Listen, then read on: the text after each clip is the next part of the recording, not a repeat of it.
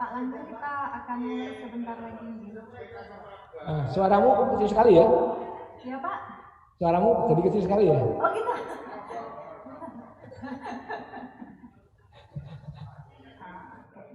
Sekarang sudah lebih jelas Pak?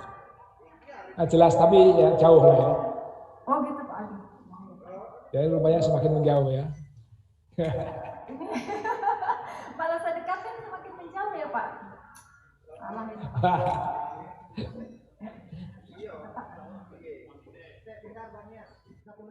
Oh ya, 1 menit. Oh ya. Oh saya pakai ini.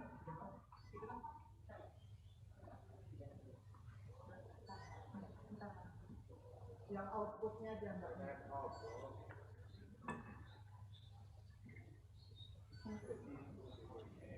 Bapak Langgeng Sulistiono, Letnan Jenderal gitu ya. Suaranya sudah oke? Ya. Letnan, saya maaf Oke. Pak Langgeng, siapa tahu saya salah. Berarti saya memperkenalkan Letnan Jenderal TNI Langgeng Sulistiono Purnawirawan, begitu ya? Purnawirawan. Kok menyebut nama pakai Purnawirawan ya? Karena sudah bukan aktif lagi ya. Tapi pangkatnya tetap disebutkan kan Pak? Ya disebutkan, teman ada kata-kata Purnawirawan. Jadi Letnan Jenderal TNI Langgeng Sulistiono, Letnan Jenderal TNI Purnawirawan Langgeng Sulistiono. Letnan Jenderal TNI Purnawirawan Langgeng Sulistiono. Ya betul ya.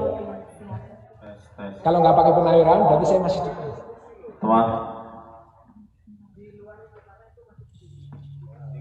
Beliau menamatkan pendidikan militer di AKABRI tahun 1980. Teman-teman nanti kalau acara Zoom sudah mulai, ruangan ini harus silent karena nanti suara bisa masuk ke YouTube, jadi mohon puasa bicara dulu. Sekolah Staf dan Komando AD.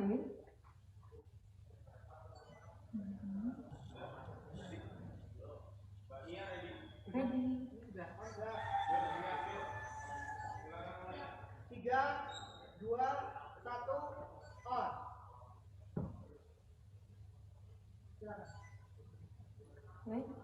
Assalamualaikum warahmatullahi wabarakatuh.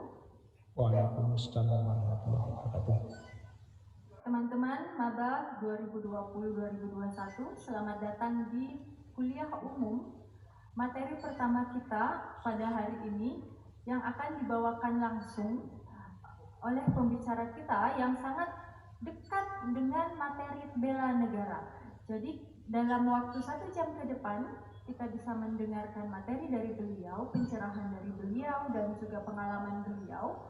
Juga setelah itu akan dibuka sesi tanya jawab untuk teman-teman sekalian untuk bisa bertanya lebih lanjut kepada narasumber. Oke, tanpa kita menggunakan waktu lebih banyak lagi, kita langsung saja memulai. Saya akan memperlihatkan CV dari pembicara hari ini.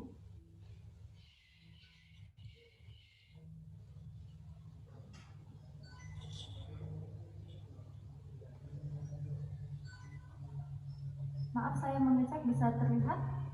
Pak Langgeng bisa terlihat, Pak? Bisa, ya. Oke, baik. Dalam waktu 1 jam ke depan kita akan mendengarkan materi langsung dari Letnan Jenderal TNI Purnawirawan Langgeng Sulistiono. Saya akan membacakan sedikit CV beliau. Beliau memulai pendidikan militer beliau di tahun 1980 di AKABRI, lalu menempuh beberapa kursus-kursus seperti yang bisa kita lihat, kursus manajemen eksekutif, komandan koram, kursus strategi perang semesta, dan Lemhamnas. Nah, ini adalah riwayat jabatan beliau. Bapak Langgeng di tahun 1980 sampai 87 adalah komandan peleton seni tempur. Dari letnan naik ke kapten, mayor, letkol, kolonel, hingga akhirnya di tahun 2012 sampai 2015 beliau berada di Jakarta dan sebagai Sesmenko Polhukam setelah selanjutnya menjadi purnawirawan. Nah, riwayat penugasan luar negeri kita lihat banyak sekali ya teman-teman, dari Singapura, Filipina. Pak, saya kok nggak diajak ini Pak Langgeng ya Pak? Amerika Serikat, Australia, Vietnam Pak. belum lagi kita melihat tanda-tanda kehormatan negara yang telah beliau terima. Saya sebenarnya mau melihat ini Pak, di belakang itu ada nggak ya Pak tanda-tanda kehormatannya Pak di foto-fotonya? Oh ada. Harusnya lebih di zoom ya Pak ya. Ya, sama dengan yang ditulis. Oh gitu Pak, siap. Jadi bentuk berikutnya sebenarnya saya harusnya mintanya Bapak agak lebih mundur lagi supaya saya bisa lihat tanda-tanda ininya Pak, kehormatan negaranya. Siap. Itu adalah CV singkat dari beliau, teman-teman sekalian. Kita langsung saja ke materi. Saya akan men-share dulu materi dari Pak Langgeng. Apakah bisa terlihat sekarang Pak? Belum? Oke. Yes. Oke. Baik teman-teman sekalian, selamat mendengarkan dan menonton materi dari Bapak Langgeng Sulistiono. Untuk Bapak, waktu dipersilahkan Pak. Baik. Assalamualaikum warahmatullahi wabarakatuh. Selamat pagi dan salam sejahtera untuk kita semua. Yang saya hormati seluruh Sivitas Akademika Universitas Muhammadiyah beserta jajarannya. Yang saya cintai para mahasiswa-mahasiswi baru yang gagah-gagah dan ganteng-ganteng, yang semangat, ya, bercita-cita tinggi dengan harapan yang begitu tinggi.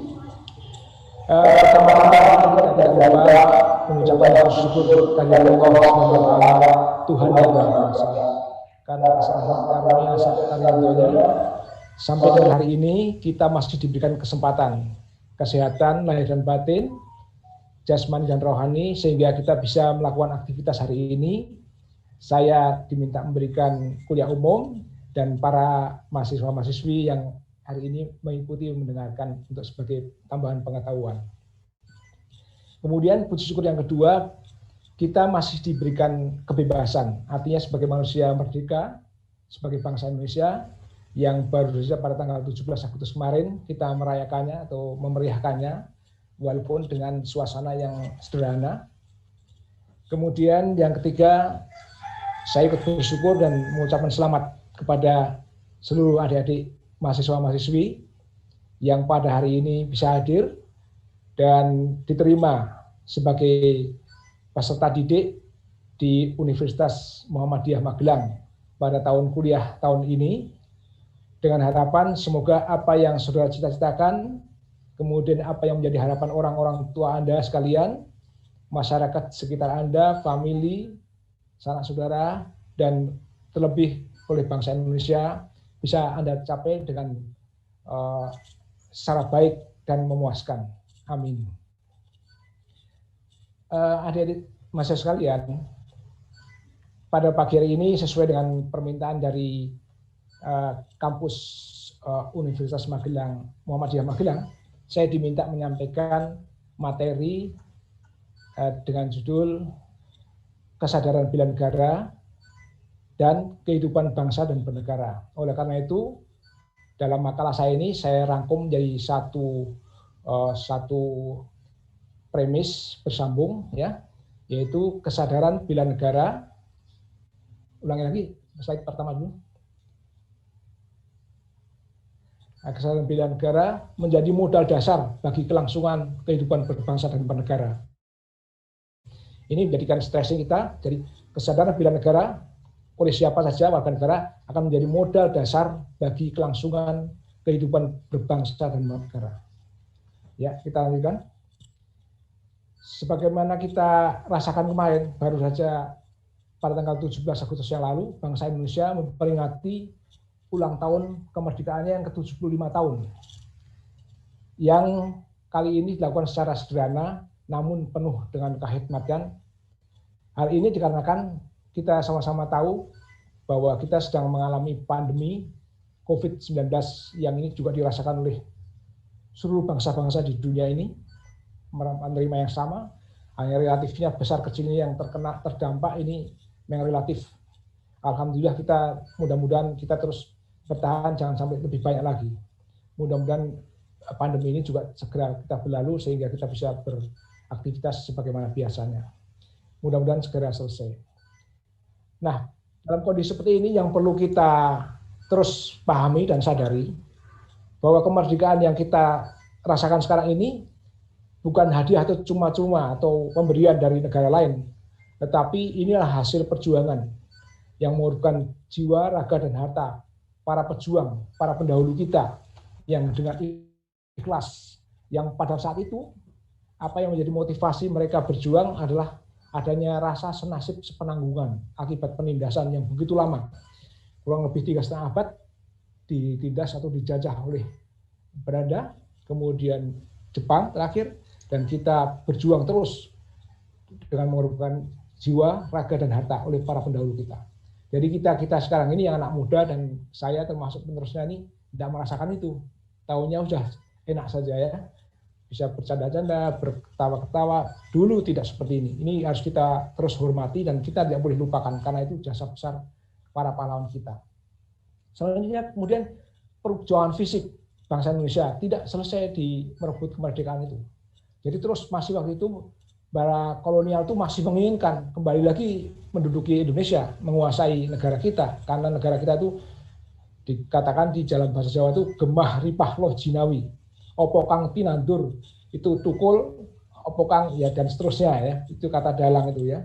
Jadi memang gemah ripah loh jinawi semua melimpah hasil sumber dayanya. Mereka sangat tertarik dan ingin menduduki Bali. Nah itulah sehingga perjuangan mengangkat senjata oleh para pendahulu kita itu masih dilakukan dengan bersenjata, pertempuran secara fisik.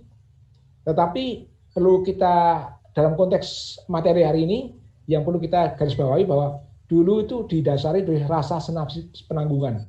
Dalam perkembangannya lagi sudah bergeser menjadi membela negara. Jadi sudah mulai bela negara, di situ sudah mulai bela negara untuk apa? Untuk mempertahankan kemerdekaan. Mempertahankan kemerdekaan yang sudah diraih dengan sedih payah itu, susah payah dipertahankan, dibela mati-matian sampai ya mengorbankan jiwa raga juga, yaitu.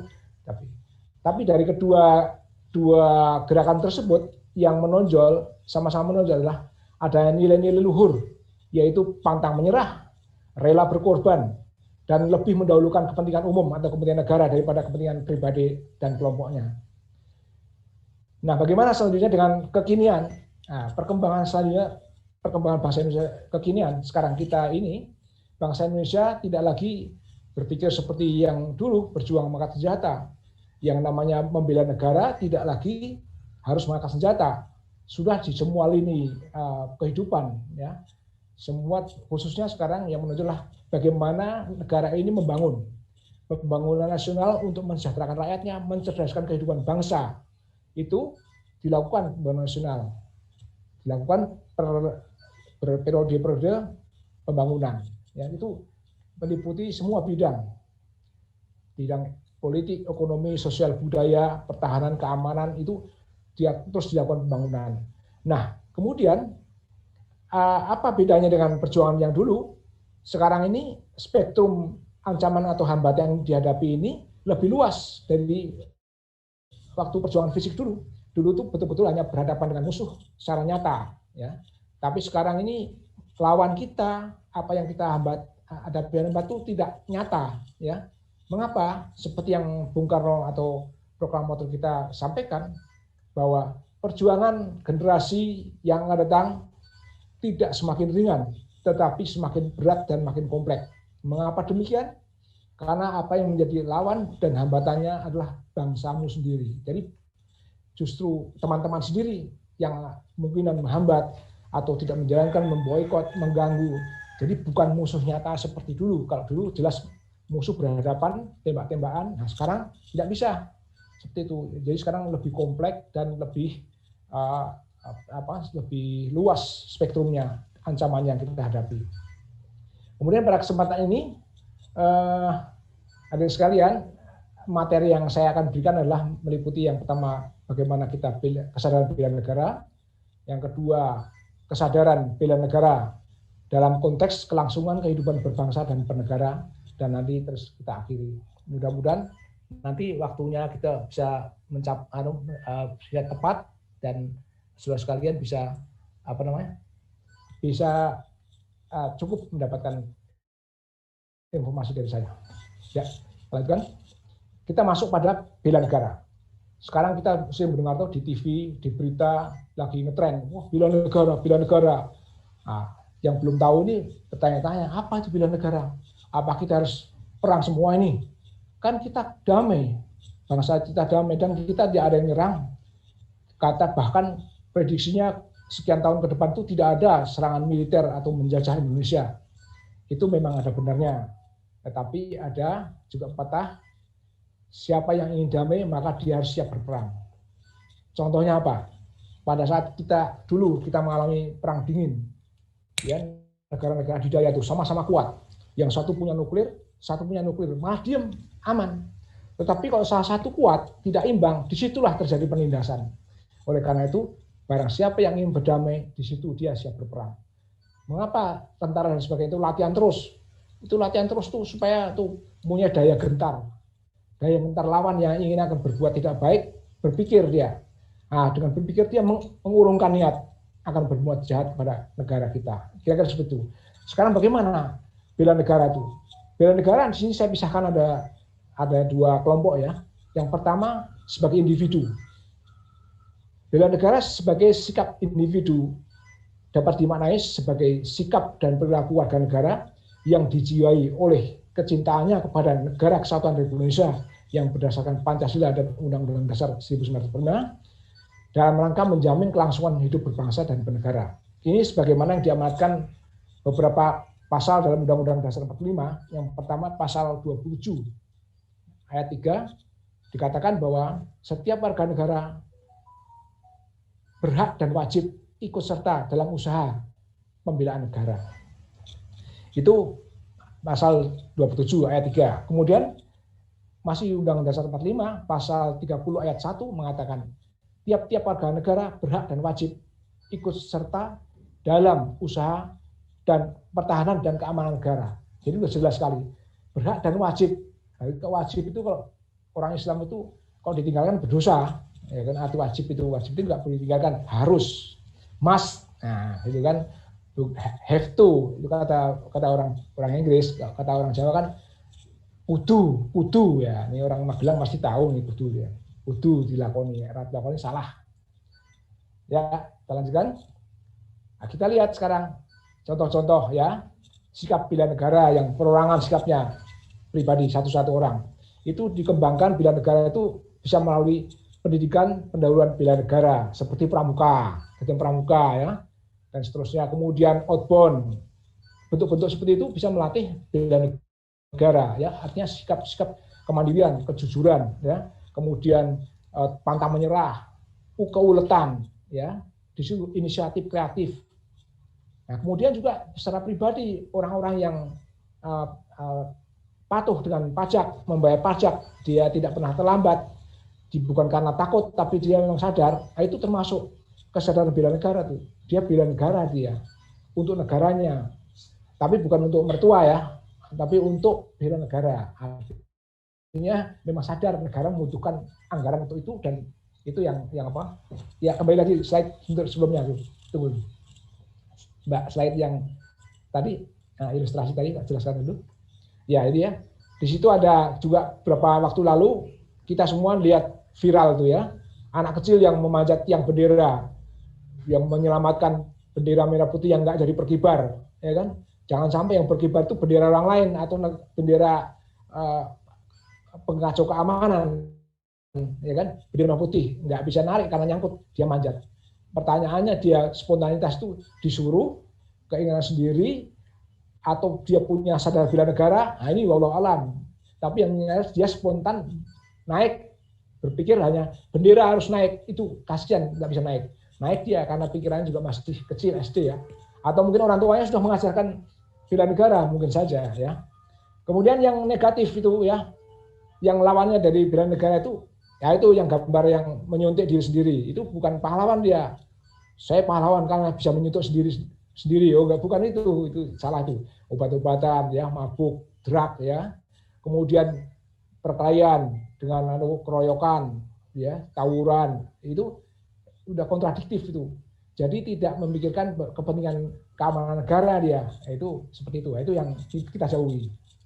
Ya, kita lanjut. Berikutnya adalah bagaimana yang pengertian kedua, warga negara yang dilatih dan disiapkan oleh negara, ya, dipersiapkan oleh negara untuk sewaktu-waktu dapat didayagunakan dalam rangka pembelaan negara. Jadi suatu saat negara membutuhkan dalam keadaan kritis, ada kemungkinan gangguan dari asing atau yang dan sebagainya, itu warga negara yang sudah dilatih bela negara tadi bisa tiba-tiba dikerahkan, direkrut, dipersenjatai untuk berangkat sama-sama. Kalau dulu kita dengar istilahnya sukarelawan, sukarelawati itu bahasa dulu kan, artinya sukarelawan itu relawan laki-laki, sukarelawati itu relawan dari perempuan. Itu digerakkan untuk apa? Sama-sama tentara. Kemudian itu apa dasarnya? Menurut Undang-Undang Dasar 45 dalam pembukaan alinea keempat dinyatakan bahwa untuk mencapai tujuan nasional maka pertahanan negara dilaksanakan melalui sistem pertahanan dan keamanan rakyat semesta yang dulu kita sering dengar Sishankamrata, sistem pertahanan keamanan rakyat semesta, yang menempatkan TNI sebagai kekuatan utama dan rakyat sebagai komponen cadangan dan pendukung. Artinya apa? Dia jadi penebal. Kalau itu nanti TNI itu gugur, habis, mati, itu rakyat maju. Jadi kekuatan bertambah terus. Kekuatan namanya kekuatan pengganda, cadangan. Kapan dia bergerak? Namanya cadangan itu dipersiapkan, sama dengan cadangan sepak bola. Dia kan duduk manis dulu di pinggir, memonitor begitu official masuk, ganti, masuk. Seperti itu kira-kira. Jadi begitu gugur, masuk cadangan. Gugur, masuk cadangan. Tapi tidak asal masuk itu. Dia sudah terlatih bela negara. Sudah punya jiwa bela negara, jiwa cinta tanah air, bukan yang pengkhianat. Nanti kasih senjata malah balik nembak komandannya. Nembak sama dosen, sama Mbak Nia Bahtiar. Nah, itu celaka itu namanya ya. Jadi orang yang bela negara, orang yang dilatih, yang sudah mempunyai rasa cinta tanah air. Kemudian menurut Undang-Undang Republik Indonesia nomor 29 tahun 54, yaitu tentang pokok-pokok perlawanan rakyat. Sana juga diatur bagaimana perlawanan rakyat itu diselenggarakan.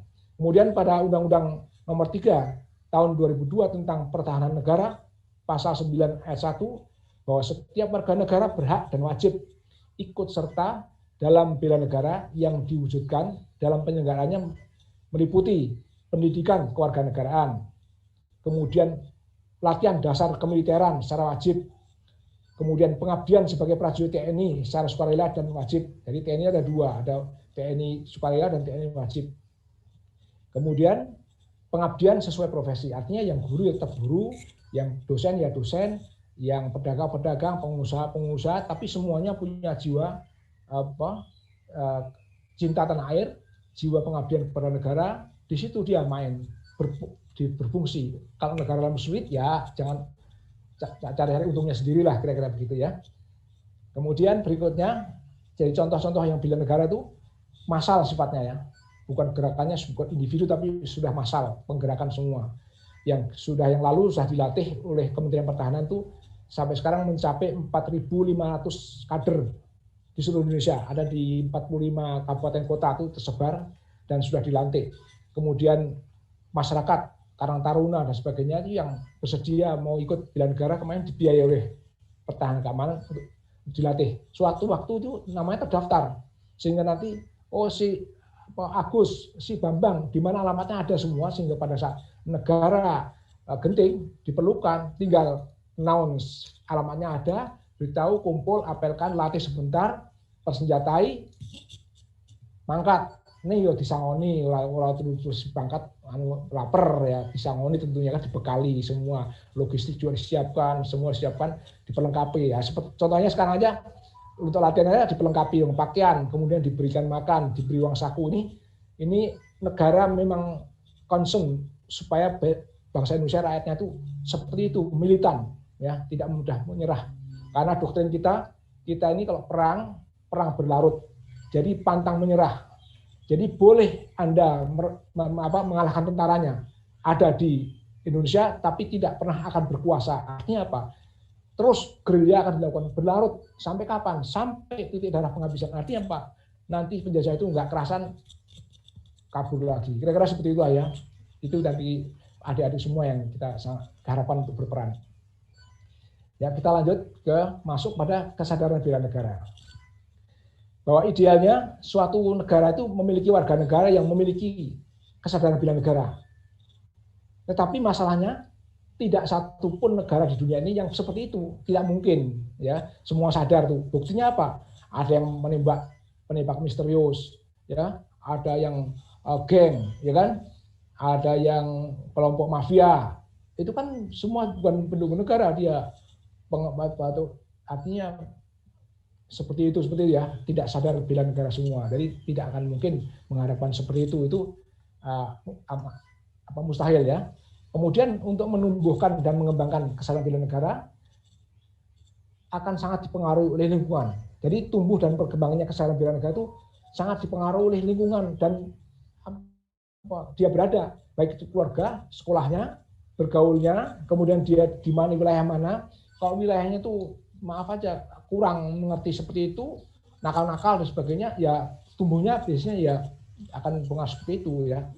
Tapi kalau lingkungannya dari mulai lahir, keluarganya tertib, memang bagus, mungkin anak seorang guru, mungkin anak seorang dan sebagainya itu tertib, anak dokter, jangan begini, bangunnya begini diatur, harus begini, etika diatur, itu berarti tumbuhnya dia pada lahan yang media yang bagus. Tapi juga ada saudara kita tidak yang kurang beruntung, lahirnya di tempat yang susah, begitu melek sudah susah, ya kan, akan besar pun susah. Ya kira seperti itu. Bagaimana dia? Gimana kamu sadar bela negara? Boro-boro Pak negara untuk urip aja angel, bagaimana mau negara-negara kan? Tapi kan negara begini, sama aja. Kemarin presidennya itu ganti, presidennya udah ganti lagi 3 kali Pak, kami gini-gini aja. Terus gimana? Ngapain bela-bela? Bapak lah yang bela. Itu bisa mungkin terjadi. Jadi jangan salahkan kalau ada orang yang kurang dan sebagainya, itu memang karena prosesnya berbeda. Sehingga tugas negara kita dan para pemerintah itu menumbuhkan rasa itu. Caranya bagaimana? Juga harus membangun dan mensejahterakan mereka. Kalau rakyat sudah sejahtera, bagus, terbangkit dia, kebanggaannya. Dia merasa senang, bangga dengan bangsa Indonesia. Dia pertahankan sampai kemanapun juga, siapa yang mengganggu, berhadapan dulu dengan saya. Kira-kira begitu, karena dia sudah nyaman dan dia merasa negara itu hadir. Tapi kok bagi dia itu negara tidak pernah hadir, aku dari dulu nggak ada yang tengok sini, boro-boro presiden, bupati aja belum pernah ke kampungku, misalnya gitu. Misalnya ya, ada juga yang seperti itu bisa terjadi. Jadi jangan salahkan orang-orang itu seperti itu. Tapi kalau udah yang lain udah nyaman, pegawai bagus, nonton TV ada, beritanya bagus, lingkungannya para orang-orang terpelajar, insya Allah biasanya tuh dia tumbuhnya, kalau tanaman itu tumbuhnya ya bagus ya kan, berbunga, berbuah. Nah, yang sana tuh dimakan uret ya kan, kemudian keriting-keriting, wah tanaman-tanaman seperti itu ya jangan dimarahin, udah keriting marahin malah kaplok kita, ya kan? Jadi seperti itu. Gitu.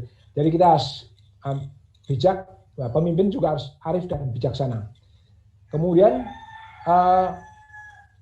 untuk yang perorangan dan sebagainya tadi dilatih dan dibina oleh pemerintah, kemudian instansi terkait. Tapi untuk yang khusus kolektif tadi, Kementerian Pertahanan sebagai leading sektor atau pemangku kepentingan utama, dia berkoordinasi dengan kementerian lain, Kementerian Dalam Negeri, supaya nanti ke daerah-daerah itu gubernur, bupati, wali kota juga terus menggerakkan. Insya Allah kalau ini nanti bergerak dan itu disadari penting, udah merasa bahwa ini penting Pak, bagus Pak, isinya bagus, pengarahnya bagus tentang kewarganegaraan, tentang wawasan kebangsaan, wawasannya luas. Contoh saja sekarang Paskibraka itu, kalau coba ditanya, Paskibraka itu tanya itu mesti siap Pak, seperti Mbak Nia itu. Oh siap Pak, siap. Itu beda dengan yang apa, ya kan? Siap-siap apa gitu. Emang gua pikirin. Nah, itu udah gitu tuh. Aduh, tewas kita ya. Jadi jangan berharap banyak yang seperti itu. Tapi mudah-mudahan dengan yang sadar bela negara, yang berpendidikan bagus, seperti ada di mahasiswa ini yang berkesempatan menuntut ilmu dengan baik, ini juga alhamdulillah, karena tidak semua rekan-rekan kita itu berkesempatan yang sama. Jadi kita harus mensyukuri ini. Apa bentuk syukurnya? Ya kita harus sungguh-sungguh belajarnya, bahwa orang tua mengeluarkan uang itu bukan sembarang seperti itu. Tangan orang tua kasar, luka ya, berdarah-darah. anaknya kuliahnya main-main, wah ini anaknya berdosa. Nah, mudah-mudahan di sini karena masuk UMM ini, Universitas Muhammadiyah Magelang, wow beda dong, ya kan? Oleh orang ya diganti namanya itu universitas ya kan? Universitas santai-santai, wah kan celaka tuh ya. Jadi ini universitas yang bagus nih, kita berharap nih mudah-mudahan insya Allah adik-adik semua yang kuliah di sini tuh selain ilmu pengetahuan tinggi, berakhlak mulia, itulah cita-cita kita semua ya. Kemudian kita lanjutkan, masuk berikutnya adalah bagaimana kesadaran bela negara itu dalam kehidupan berbangsa. Nah, kita berbangsa dulu ya, nanti berbangsa kemudian bernegara. Jadi kita kan tahu ya, bisa dibaca di Google juga dibuka jumlah suku bangsa kita. Itu ada sekitar 1.340, itu menurut data BPS 2010. Kemudian bahasa ada 652, agama 6 yang secara resmi diakui pemerintah. Adat istiadat berbeda, normanya berbeda. Bayangkan itu sangat rumit, sangat complicated. Negara-negara lain yang besar-besar di tempat lain itu paling 2-3 unsur, ya lebih enak, ya kan? Makanya kita partainya banyak. Di tempat yang sedikit karena partainya cuma 2 aja, A sama B ya. Kita naik orang sampai Z nggak puas, ya kan? Nah, itu karena uangnya terlalu banyak dan macamnya banyak. Keluarga aja 3 orang pikirnya 3 macam, ya kan? Nah, apalagi sekian juta dengan suku, agama, ras dan yang cukup complicated. Di satu sisi keragaman itu jadi kebanggaan kita, ya. Kebanggaan kita karena punya aneka ragam budaya, kemudian adat istiadat dan sebagainya. Kalau itu dikelola baik itu makan bagus, harmonis seperti yang di Bhinneka Tunggal Ika ya, itu nomor 1 bangsa Indonesia walaupun bermacam-macam kita satu bangsa Indonesia. Nah, itu bagus. Tetapi kalau pengelolaannya salah, abai ya, termasuk pemerintah tidak mengetahui itu mengenai unsur tadi, membiarkan ada potensi konflik, mungkin bernuansa agama, bernuansa suku, bernuansa kedaerahan, itu bahaya. Saya berdinas sudah sekian tahun, ya 35 tahun sementara. Saya pernah tugas di Aceh, saya pernah tugas di Medan, saya pernah tugas di Papua, saya pernah tugas di Kalimantan. Itu berbeda-beda tuh. Ya, untuk sifat-sifatnya mereka, kemudian karakternya beda. Di sana cepat marah. Di sana ngomong kenceng, bukan marah, bercanda padahal. Nah ada tuh ngomong, wah ada orang ketabrak, kereta api itu, wah bubar, rusak mati. Yang orang Jogja, ono wong ketabrak kereta api, padahal sama kasusnya itu. Disitulah bedanya itu, ya. Ini adik-adik juga banyak, saya kira bukan hanya dari Jawa nih, ya. Yang UMM ini juga mungkin ada luar Jawa juga, beda-beda. Yang gitu harus kita pahami. Jadi kalau nanti ada pelatihan bela negara seperti ini disampaikan, wawasan kebangsaan namanya. Kita berbangsa, bernegara. Jadi tahu saudara kita tuh macam-macam. Nanti tetangga kita orang Kalimantan, sebelah sini orang Makassar. Begitu ngomong, macam mana kau ini? Kasar kali dia. Oh, memang gitu dia. Orang Jawa kaget-kaget tuh. Akhirnya kalau orang Jawa yang nggak biasa gitu, jantungan dia langsung.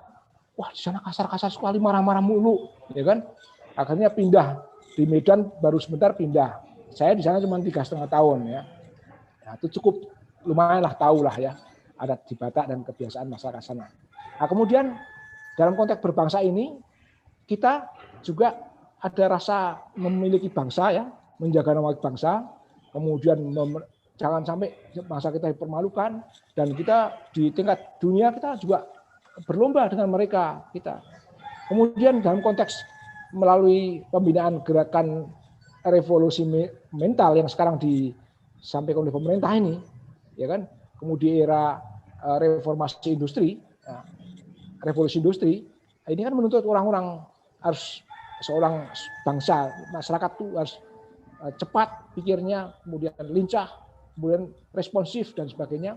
Nah, orang-orang yang memiliki kesadaran bela negara, disitulah tempatnya. Dia jangan mudah di revolusi mentalnya, karena akan menuju yang Indonesia yang baik. Karena sudah sadar dia. Tetapi aparatur sipil negara pun, kalau tidak memiliki bela negara yang bagus, daplek disuruh rubah ya ngono terus. Birokrasi dibilang jangan berbelit-belit, tambah berbelit-belit. Malah Pak kalau bisa lama kenapa sebentar Pak? Kan sudah tahu harus gampang, kenapa gampang kok dipersulit? Nah, itu bahasa-bahasa itu yang ingin dirubah sebenarnya. Harus hijrah pemikirannya tuh ya. Paradigmanya harus dirubah, tidak boleh seperti itu lagi, tapi harus cepat, tanggap, kemudian tangkas, akurat ya. Nah, kemudian ini tayangan slide saya ini sengaja saya sampaikan tuh itulah orang-orang berprestasi ya, membawa nama baik bangsa. Tadi kan dalam konteks berbangsa. Nah, bangsa tuh baik secara pribadi, lomba perorangan maupun lomba bergu. Seperti itu puas dia menunjukkan pialanya dan sebagainya. Beda dengan yang gambar di bawah itu. Justru di situ membiarkan ada konflik, potensi konflik SARA tadi, tapi ada pembiaran, kurang responsif aparatur yang terkait. Terjadilah perkelahian antar kampung, antar suku, antar agama. Kemudian sebelahnya itu juga antar siswa itu. Nah, itu mudah-mudahan yang masuk di UMM itu nggak ada yang mantan panglima perang antar sekolah ya kan. Nah, kalau begitu wah kacau itu ya.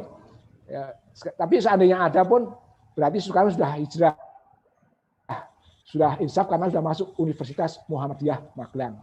Jangan sampai dimarahi sama orang Muhammadiyah ya. Nah, ini mudah-mudahan ya itu kesadaran dalam kehidupan berbangsa. Sekarang kita masuk pada kehidupan bernegara. Seperti kita ketahui bahwa dinamika kehidupan bernegara itu sebenarnya tercermin bagaimana negara itu melakukan pembangunan nasional untuk mewujudkan tujuannya nasional. Bagaimana sejauh mana dukungan terhadap jalannya pembangunan, ya kan? Oleh karena itu negara membentuk atau membuat beberapa regulasi, peraturan perundang-undangan untuk apa? Untuk mengendalikan masyarakat ini, siapapun, termasuk pelaku pembangunan, tahu tertib, ada aturannya. Kalau gini salah, kalau gini dan sebagainya. Malah bukan hanya markup, bukan bahasa Jawanya itu nguntet, ya dan sebagainya itu. Nah, itu yang menghambat itu ya. Itulah yang harus direvolusi mental ya. Jadi itulah dinamika bernegara bagi siapa yang sudah memiliki kebelaan negara yang cukup tinggi, maka indikasinya dia patuh, dia banyak mematuhi, dan negara sangat berkepentingan kepada orang-orang seperti ini, orang yang mematuh aturan, yang tertib. Kenapa? Mudah dikendalikan dan program itu mudah terbaca. Kalau A plus B akan jadi C itu bisa terjadi. Seperti teori, kenapa? Orangnya nggak macam-macam. Artinya aturan begini, atur begini supaya arahnya ke timur benar. Aturannya tambah begini supaya ke barat benar. Begitu atur begini melawan, aturan begini nggak manut. Itulah susahnya membangun itu, mengendalikan orang banyak. Jangankan negara, wong saudara sendiri aja berantem ya kan. Nah, itu susah sekali, makanya jadi pemimpin itu nggak gampang. Jangan berubah jadi pemimpin ya. Orang punya pengalaman, maju lagi ya kan. Yang penting duduk, dihormati, dikawal. Nah, itu memang jiwa kolonial juga itu, ya kan, oligarki yang nggak boleh. Jadi kredibilitas, kapabilitas masing-masing baru tampil. Jadi untuk mendukung pemerintah dalam pembangunan itu siapa yang sudah memiliki sifat kesadaran bela negara yang cukup bagus, maka pembangunan insya Allah lancar. Karena itu semacam linear. Apabila ini maka begini, itu bisa terjadi karena memang sudah on the track ya. Itulah kesadaran bela negara yang diharapkan. Kemudian Kementerian Pertahanan terus melakukan kerjasama dengan kementerian lainnya untuk bisa menggerakkan semua bela negara ini menjadi terrealisasi dengan baik. Dan terakhir kemarin tanggal 31 Juli baru tanda tangan MOU antara Menteri Pertahanan dengan Ditjen Dikti ya nggak salah ya, Ditjen Pendidikan Tinggi. Itu untuk bagaimana bela negara ini untuk mahasiswa nanti. Baru dipikirkan, kurikulum baru dibicarakan. Bagaimana latihan militernya seperti apa. Yang jelas bukan seperti tentara persis, karena tentara itu memang dilatih dan ada yang seperti disiksa. Kenapa? Supaya kalau ketangkap musuh disiksa itu jangan ngaku. Baru dijewer kupingnya langsung, oh iya komandan saya ada tidur di sana. Nah, itu tentara itu cengeng itu entek pasukan lainnya. Mana teman-temanmu? Teman-teman saya sembunyi di belakang pohon sana. Matilah kita. Makanya walaupun disiksa, dipukuli ya kan, dicambuk ya kan, digantung. Contohnya lah film Rainbow itu. Seperti itu, enggak ngaku dia. Di mana komandanmu? Enggak ngaku. Apa kamu jabatanmu? Dia enggak ini. Di mana pasukanmu? Tidak kamu. Lebih bagus dia mati. Ya, akhirnya dia disiksa, mata dicungkel ya kan. Kemudian kayak gitulah, itu gambaran seperti itu. Sama dengan pasukan-pasukan kita yang terutama yang pasukan elit yang Kopassus dan sebagainya itu, latihannya memang berat. Jadi jangan sampai latihan kok tentara kok disiksa-siksa ngono ya.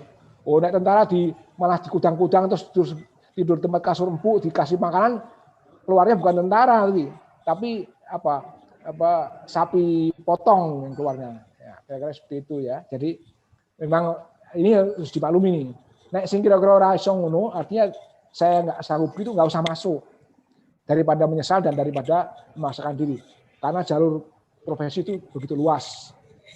Kalau di hadapan Tuhan juga luas pengabdian kita, ibadah kita sebagai guru itu lebih bagus tuh, apalagi guru tuh, ya dosen itu amal jariahnya tinggi tuh. Nek nganggo bismillah, nek guru ngomel terus gara-gara insentif terlambat, nah itu bisa pahalanya titip gitu ya kan. Tapi kok bismillahirrahmanirrahim, langkah menuliskan spidol sedikit aja pahalanya udah berlipat. Itu amal jariah. Mahasiswa nanti yang lulus nanti diamalkan jadi orang hebat, dosennya pahalanya mengalir. Insya Allah ini perguruan tinggi ini saya pengen jadi guru tapi salah masuk Bu. Karena nggak bisa ada pendaftaran guru, saya salah masuk tentara jadi. Ya. Tapi masing-masingnya artinya itu. Nah, itulah dalam bernegara itu ya. Pembangunan itu tidak hanya pembangunan fisik, karena lagu Indonesia Raya sudah memberikan bangunlah jiwanya, bangunlah badannya, bangunlah jiwanya, bangunlah badannya. Nah, jadi bukan tidak cukup infrastruktur, tapi bangunlah jiwanya, orang-orangnya, mentalnya, ya kan, akhlaknya, orang yang akhlaknya bagus, budi pekerti bagus, insya Allah tambah itu hebat lagi, pasti dia dermawan, pasti dia suka menolong. Dan dia tidak tega pasti menyusahkan orang lain. Itu pejabat itu ya. Saya ngomong gini bukan karena sudah saya pensiun ya, tapi insya Allah saya sejauh ini saya tidak melakukan yang itu dan mudah-mudahan apa yang kita lakukan bisa bermanfaat bagi masyarakat. Kemudian saya mengakhiri dari penyampaian materi saya tadi, sementara nanti kita berkembang di tanya jawab. Bahwa setelah saya uraikan tadi di atas, kira-kira dapat kita tarik benang merahnya atau kesimpulan bahwa semakin merata kesadaran bela negara itu dimiliki oleh setiap warga negara, aparatur pemerintah dan aparatur negara, maka jaminan terhadap kelangsungan hidup berbangsa dan bernegara itu akan semakin kuat. Itu garansi. Kalau makin kesadaran bela negara itu merata di setiap insan, setiap elemen bangsa, setiap siapa saja, maka berpikirnya sudah kemajuan bangsa, kemasyarakatan bersama, kesejahteraan umum gitu ya, bukan wekku ini wekku neh, ini wekku neh. Wah, itu bukan kesadaran bernegara tuh, tapi kesadaran bukan sadar tapi terlalu rakus. Nah, itu enggak boleh. Kemudian diharapkan kepada adik-adik mahasiswa sekalian untuk dapat menjadi bagian dari warga negara yang memiliki kesadaran bela negara yang kuat, sehingga proses belajar mengajar di kampus ini dapat ditempuh dengan lancar, tertib, sukses, dan penuh dengan prestasi. Semoga kalian kelak dengan profesi dan posisi dimanapun juga dapat memberikan kontribusi positif demi kemajuan bangsa dan negara serta agama yang kita cintai bersama. Amin ya rabbal alamin. Demikian pengantar dari saya. Silahkan nanti apabila adik-adik ada yang ditanyakan, tapi takonnya untuk yang angel, jangan yang susah-susah, yang kira-kira sekitar itu saja ya. Baik, terima kasih banyak Pak Langgeng atas materinya. Amin ya rabbal alamin. Semoga teman-teman semua, kita semua, terutama generasi muda ini mempunyai kesadaran bela negara nih Pak. Tadi Pak Langgeng sudah sedikit berbagi tentang bagaimana bela negara dan perbedaan bela negara secara berbangsa dan bernegara. Nah, biasanya Pak, dari moderator sendiri itu kami biasanya menyediakan pertanyaan pancingan Pak biasanya. Oh gitu ya. Jadi sambil menunggu ada pertanyaan-pertanyaan dari mahasiswa. Boleh asal jangan mancing kerusuhan ya. Oh gitu ya Pak. Iya. Saya lebih suka mancing ikan Pak. Oh iya. Nah, tapi silakan. karena teman-teman mahasiswa ini semuanya lagi streaming di YouTube Pak. Sekarang posisinya ada 410 teman-teman mahasiswa yang streaming. Alhamdulillah. Jadi saya melihat komen-komen mereka itu sudah banyak sekali ternyata pertanyaan Pak. Jadi pancingan saya itu tidak diperlukan ternyata. Saya akan memilih beberapa pertanyaan. Terima kasih teman-teman atas pertanyaannya. Sejak awal di slide kedua tadi Pak Lagun sudah mulai ada yang bertanya Pak. Oh. Ada pertanyaan yang lucu juga. Nanti saya akan akhiri dengan pertanyaan lucu. Yang serius-serius dulu nggak Pak? Ya. Dari Hawa Syahida. Sayangnya Hawa nggak nulis dari prodi mana ya. Pertanyaannya adalah cara menyikapi orang yang sudah tahu pentingnya bela negara tapi tidak melaksanakannya Pak. Itu Hawa menanyakan cara kita untuk menyikapinya. Jadi orang ini sebenarnya sudah tahu pentingnya bela negara, tapi orang ini tidak melaksanakannya gitu Pak. Nah, bagaimana caranya untuk cara menyikapi orang yang seperti itu gitu ya? Siap, iya benar Pak. Ya. Ini ada beberapa pertanyaan, mau dijawab satu persatu atau nanti saya langsung sebutkan semuanya Pak? Dua aja, dua dulu. Ya. Yang pertama tadi orang yang. Selamat datang Pak Sulis, Pak Rektor kita juga bergabung di sini Pak Langgeng. Ini sedang sesi tanya jawab Pak Sulis, kami lanjutkan ya Pak. Ya. Nah, yang kedua Pak Langgeng, ini ada saudaranya SpongeBob, namanya Raffi SquarePants. Suaranya agak pecah-pecah. Siap. Sekarang sudah kedengaran dengan baik Pak? Pertanyaan dari Raffi adalah, bagaimana cara menumbuhkan kesadaran bagi para remaja? Jadi untuk usia-usia Raffi ini untuk mencintai tanah air Pak, karena Raffi merasa remaja-remaja sekarang memiliki tingkat rasa cinta tanah air yang rendah. Itu dua dulu ya Pak, silakan. Dua dulu, Pak, ya. Dua dulu soalnya yang pembicaranya udah senior, jadi terlalu ingat. Oh gitu, memorinya terlalu ingat justru yang lebih dulu, yang zaman dulu malah ingat. Okay. Ya, Pak, silakan, yang baru malu Pak. Ya oke. Yang pertama, bagaimana kita menyikapi sebenarnya orang itu tahu, ya kan? Bagaimana bela negara itu, tapi dia boleh katakan istilahnya itu cuek aja lah ya, masa bodoh lah, dia nggak mau tahu dan sebagainya. Bagaimana cara menyikapi? Yang pertama, ini kan Universitas Muhammadiyah. Yang pertama kita kan asobiru kan itu kan sabar lagi gitu ya. Jadi pertama gitu kita harus mengerti, memahami dulu, jangan langsung prejudis curiga, orang ini brengsek sekali kan dia begini. Nah, itu bahasa Arabnya itu suudon, ya kan? Jadi tapi kita nggak boleh mendahului, tapi kita lihat dulu, mungkin ada sebab, ya. Seperti yang saya sampaikan tadi, backgroundnya itu, latar belakang itu sangat banyak. Faktor orang buat kesal itu banyak. Mengapa dia begitu? Mungkin dia pernah kecewa, ya. Mungkin pernah akan daftar ini nggak terima, akhirnya dongkol, ya. Sepertinya itu apa itu semua tuh brengsek lah semua itu. Nah, itu kalau udah gitu tuh, itu nggak bisa langsung ditanggapi di vonis bahwa itu dia nggak bela negara, bentar dulu, karena emosional sesaat juga bisa. Tapi juga tumbuhnya, seperti kata tadi, tumbuhnya tadi tidak lahan yang kondusif untuk berpikir bela negara. Ya itu ada juga begitu, karena sekarang mohon maaf nih ya, terutama Bu Nia dan teman-teman yang keluarga muda juga. Jadi orang tua itu penting sekali menyampaikan kepada anak. Nah sekarang dalam era sekarang itu yang bapaknya, ayahnya juga kerja, ibunya kerja itu, di situ kadang-kadang itu tidak sempat komunikasi, ya, tidak sempat. Ini dari dini ya. Jadi penanaman kesadaran bela negara itu dari sejak dini, bukan tiba-tiba udah gede, jadi tumbuhan liar, baru mau diluruskan, patah dia. Tapi dari kecil sudah ini prinsipnya cara menumbuhkan seperti itu. Ini mah juga termasuk dari bawah nomor 2 ya sekalian ya, ditumbuhkan seperti itu. Nah di tempat pengajaran ada yang sebenarnya dia tahu tapi dia malas, pasti ada sebab, ada yang nggak menarik bagi dia. Nah bagaimana suasana itu menjadi menarik? Oleh karena itu pembinaan bela negara itu kalau dia ada sedikit mau saja masuk, insya Allah tertanam itu tahu, oh gitu ya, oh begitu ya. Karena kembali lagi kita sebagai manusia individu juga manusia sosial. Kemudian dalam agama juga diajarkan orang yang membela negaranya itu juga berpahala. Artinya bahwa dia berjihad untuk negaranya, negara yang baik dalam pengertian ya. Bukan orang yang kacau-kacau, dolim dan sebagainya. Nah, mungkin dia juga pernah didolimi, ya. Tahu dia, pengetahuannya tinggi, sekolahnya tinggi, ngerti dia namanya bahasa Indonesia terdiri dari tahu tinggal. Apalagi sekarang Google udah ada, gampang udah. Seperti yang saya sampaikan tadi itu, buka Google itu banyak yang kata-kata seperti saya itu ada. Cuman masalahnya orang nulis kan belum tentu dia juga ini. Jangan-jangan yang nulis juga nggak punya rasa bela negara juga bisa juga karena dia ingin, karena saya mau skripsi mau lulus, saya tulis yang bagus bela negara, lulus dia. Tapi sendiri juga nggak bela negara, bisa juga terjadi hal seperti itu. Makanya saya bilang tidak bisa diharapkan terlalu tinggi, tetapi kita harus arif menghadapi orang seperti itu. Mungkin ada kalanya tiba-tiba dia baik sekali nanti. Nah, tiba-tiba karena kondisi tertentu dia bisa pasang surut.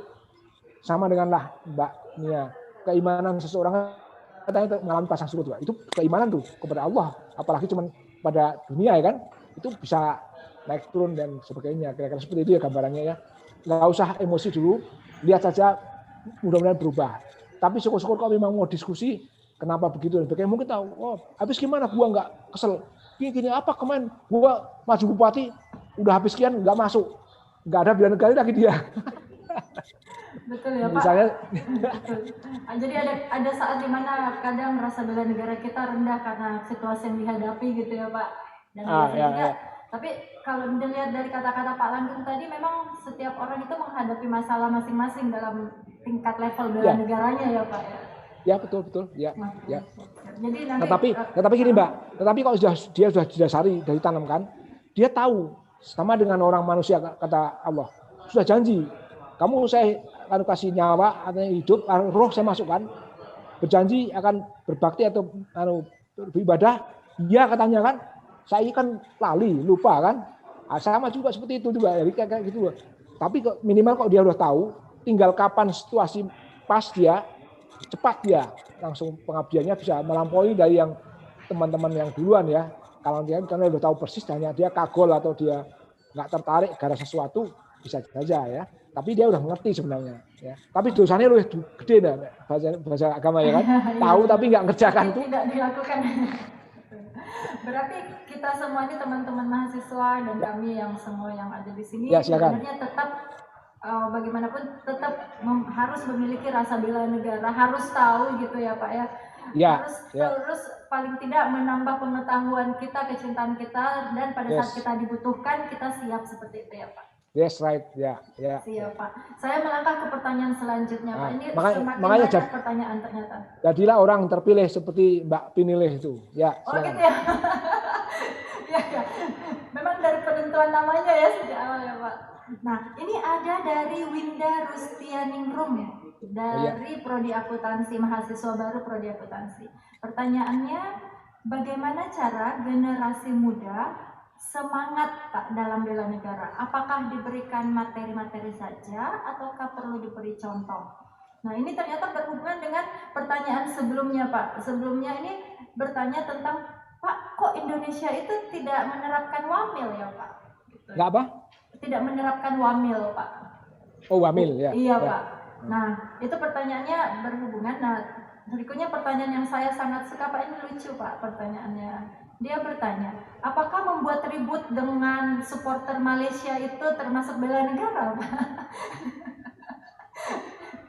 Nah, silahkan, saya dua atau mau pertanyaan lagi? Dua dulu ya. Ya siap. Silahkan Pak. Ini apa seperti lucu tapi menyenangkan lah suasana betul, ya. Betul. Pertanyaannya cukup menggelitik. Yang pertama benar, ya saya awalnya dulu yang tadi yang mengapa tidak ada wamil tadi ya. Iya. Nah, dulu memang ada, tapi dalam konteks kelanjutannya wamil itu kaitannya juga dengan tidak terlepas dari keuangan negara juga, karena ada hak-hak dari yang wamil tadi ya, itu ya. Kemudian tren politik juga kesadaran berpikirnya itu masih ada sedikit ya, ada hambatan ya. Kemarin saja merumuskan tentang undang-undang komponen cadangan itu lama sekali. Masih kenapa kita buat itu, kan kita nggak akan perang. Seperti yang sama itu. Jadi kalau gitu caranya tuh nggak usah punya tentara saja kan kira-kira. Begitu nggak usah tentara lalu just sekarang Mengapa negara yang sudah maju besar seperti Amerika, dia tetap anggaran belanja pertahanannya besar? Mengapa? Dia takut sama siapa? Ya kan? Karena apa? Semakin dia kuat, dia percaturan politiknya, ngomongnya presiden tuh, awas lu, mikir yang begitu kan. Karena apa? Ada backgroundnya tuh, pasukan digelar begitu, jam begitu, macam-macam gelar pasukan. Kira-kira gitu, walaupun nggak digelar benar, itu sudah menjadi deterrent effect. Tapi kok dilihat, wah ini kayaknya tuh negara ini, tentaranya ini teler semua nih ya, mabuk-mabukan nih. Wah langsung setiap perundingan di politik di internasional, oh yes sir, my country, jawabnya oleh negara itu, Belgedes, tentaramu aja turu kabeh. Nah, seperti itu kan. Jadi itu nggak mungkin lemah. Jadi wamil nanti ini akan bertingkat ya, dari komponen cadangan nanti dan seterusnya ada wamil. Nanti ini proses ya, karena itu juga situasional dan kemudian kemampuan negara juga untuk membiayai. Kemudian berikutnya, bagaimana cara generasi muda itu bisa semangat bela negara? Ya, yang pertama tadi lingkungan teman-teman, contoh aja lah, outbound kan mengasihkan tuh kegiatan kita ini berkreatif, mulai disitulah mulai diisi dikit tentang wawasan negara situasional. Ada yang pinter pembawanya semacam MC atau EO-nya tuh bisa mengarahkan tuh bisa tertarik gitu. Jadi negara itu begini, kita begini. Karena saya bertemu anak muda itu ternyata saya cerita negara tuh, oh gitu ya Om, oh gitu ya Pak. Wah kami nggak tahu sampai sekarang, padahal dia udah jobnya udah cukup tinggi ya di perusahaan dan sebagainya. Dia nggak pernah gitu, tahunya cuma di medsos tuh uring-uringan yang jelek-jelekan itu kan. Nah, setelah dijelaskan, oh gitu ya. Oh tentara tuh gitu ya Om. Oh orang-orang yang kenal sama saya juga tuh banyak yang muda tuh. Oh Om, gini Om, kapan bisa gini Om? Kita ingin kumpul ngomong-ngomong, tertarik. Jadi bagaimana juga penyampaian penting. Jadi pihak-pihak yang menyampaikan untuk mengajak bela negara itu kalau orangnya itu cemburu terus ngamuan, terus ngambekan ya, bagaimana yang mau diajak dibina bela negaranya kan udah gak tertarik. Itu contoh. Jadi faktor untuk bagaimana membangkitkan semangat itu banyak. Ya orang-orangnya, aktor-aktornya yang untuk menggerakkan, yang menyampaikan, ya itu agen-agen yang itu Pak sekarang itu istilah influencer ya. Itu harus satu figur-figur yang bagus. Dicontoh. Nanti ngomong bela negara dia sendiri turu ya kan. Nah, seperti itu. Jadi contoh itu penting juga. Jadi para pemimpin itu kan banyak figur-figur yang dilihat, oh itu bagus ya, oh itu bagus ya, oh itu nggak bagus tuh. Nah, itu kan kelihatan tuh. Di situ ada semangat generasi muda tuh pergaulannya, bertemannya, berdiskusinya. Nah, itu nanti akan mempengaruhi itu. Ya, nanti mempengaruhi. Karena coba adik-adik yang jauh dari anak-anak paskibraka. Sekali-kali tempo. Habis itu ngomong sama anak-anak paskibraka yang pulang dari Jakarta itu. Gimana dia? Maaf. Terlalu semangat jadi. Gimana dia tuh dibina, kemudian perasaan dia bagaimana? Apa enggak capek itu Mbak? Siap itu. Siapa? Ya kan? Ya tapi rasanya dia udah berapi-api ya, semangatnya begitu ya. Jadi cara membangkitkan semangat generasi muda seperti itu melalui metode-metode yang menyenangkan ya, camping ya, outbound, diskusi, seminar ya. Ada kok sekarang yang suka nongkrong di kafe ngobrol-ngobrol, daripada ngobrol yang tentang anjay kan, bagusan ngobrol yang positif, jangan tentang negara. Negara kita gini ya. Friend, man, itu kemarin tuh gini. Ada negara lain begini. Antara Tiongkok sama Amerika, pasukannya begini. Diskusinya bermutu ya, buka lagi. Wah, pengarahan pasukan anakmu berkelahi ya, perang dagang. Wah, ternyata seperti itu. Jadi nanti akan tumbuh. Wah, gimana negara gue ini, ya kan? Wah, kok seperti ini? Wah, ini kalau kita nggak bangkit nih, bisa-bisa tewas kita semua. Nah, seperti contohnya itu seperti itu. Kemudian, apakah yang membuat ribut dengan supporter Malaysia itu termasuk bela negara itu? Termasuk. Neng carane sing ora bener. Itu termasuk itu. Itu karena dia mencintai negaranya, nggak rela dia dicurangi, ya kan? Bukan sama cintaku kau curangi, bukan itu, ya kan? Tapi pertandingan itu merasa dicurangi, protes kok nggak memuaskan, ngamuk. Nah, yang orang yang pertama melempar atau apa pertama itu, tuh pelatih itu jangan itu. Jadi itu bentuk kesetiaan kepada negara. Cuman aplikasi pencurahannya itu yang caranya melanggar aturan. Nah, itu maksudnya benar dengan cara tidak benar ya. Tapi kok dengan cara yang lain tetap tidak terima, protes sampai dimanapun juga, ke pengadilan, ke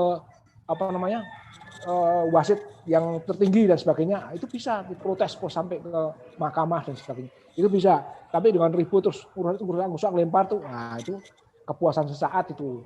Puas nanti kok biar mampus lu. Nah, itu memang jiwa muda juga ada yang begitu ya. Ya udah kejadian lah kayak.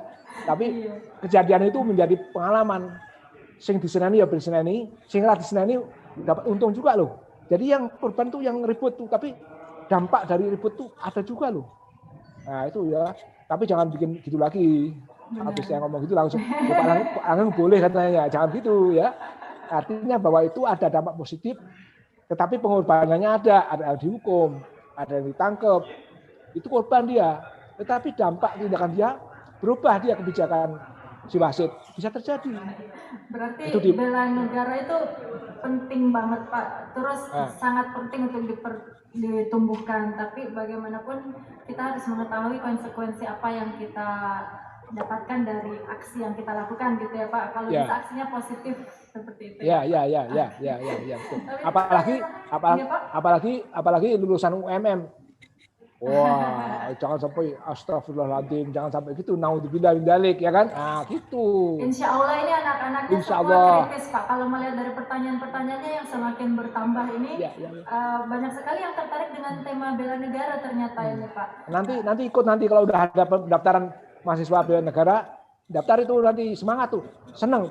Saya yakin jamin seneng itu. Tadi contoh gambar-gambar tadi semangatan, Mbak yang cantik-cantik tadi merayap seneng kan? Itu nanti pada saat malam inaugurasi itu rasanya nggak mau perpisahan. Rasanya dengan pelatih yang kelihatannya galak itu, wah ternyata tuh manfaatnya ada. Secara saya dilatih itu Mbak, itu sikap penampilannya berbeda tuh daripada orang yang nggak pernah dilatih. Berbeda penampilan, tingkat kepedean, ya kan, tingkat keberanian itu beda. Berani menatap yang bicara itu tidak semua orang yang ngomong terus memperhatikan dengan menatap itu ada yang nggak berani, nunduk terus ngomongnya nunduk. Bukan ngomongnya ngambil buang muka, ada juga karena apa? Tidak berani bertatap muka, ada juga. Tapi dengan bela negara itu, insya Allah setelah dilatih itu beda. Rasanya beda. Mau begitu lulus hanya baru hanya seminggu atau 3 bulan itu keluar udah seperti Rambo itu, wah rasanya itu udah kayak jagoan aja dia. Betul, PD. Karena banyak wawasan di situ. Ada yang tidak perlu ditakuti, ada yang harus kita takut, ada yang tidak perlu dipatuhi, ada yang harus kita patuhi. Itu nanti akan firm lah gitu ya. Ya.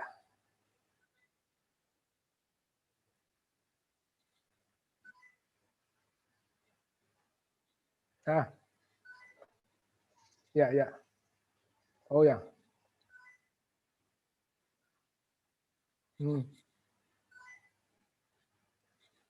Ya betul.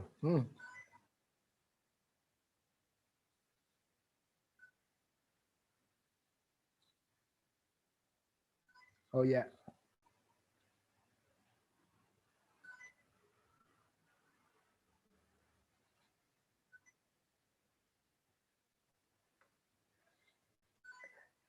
Insya Allah ya. Insya Allah. Anytime kapan diundang saya supaya bermanfaat bagi orang lain ya kan. Ya. Terima kasih saya. Ya.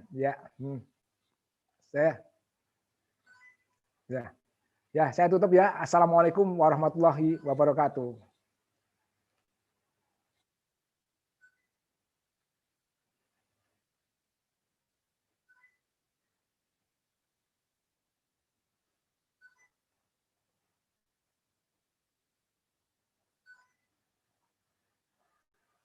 Dengan ini sesi pertama kuliah umum bela negara, kesadaran bela negara berbangsa dan bertanah air kami selesai sampai di sini dan ditutup.